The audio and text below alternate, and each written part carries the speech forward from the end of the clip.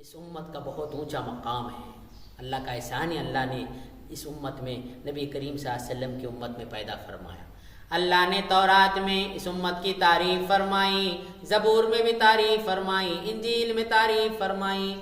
حضرت موسیٰ علیہ السلام نے اپنے قوم سے فرمایا، اے میری قوم، آخری زمانہ آئیں گا جس میں ایک نبی آئیں گے جن کا نام احمد ہوگا، وہ بھی افضل، ان کی امت بھی افضل ہوں گی۔ زبور میں اللہ تعالیٰ نے فرمایا، داؤد علیہ السلام نے اپنے قوم سے فرمایا، اے میری قوم، ایک آخری زمانہ آئیں گا جس میں ایک نبی ہوں گے جن کا نام احمد ہوگا، وہ بھی افضل، ان کی امت بھی افضل ہوگی۔ انجیل میں بھی اللہ تعالیٰ نے یہی فرمایا۔ حضرت عیسیٰ علیہ السلام نے اپنے قوم سے کیا فرمایا؟ اے میری قوم، ایک آخری زمانہ آئیں گا جن میں ایک نبی آئیں گے جن کا نام احمد ہوگا، وہ بھی افضل، ان کی امت بھی افضل ہوگی۔ اور کلام پاک میں بھی اللہ نے اس امت کی تعریف فرمائی، تم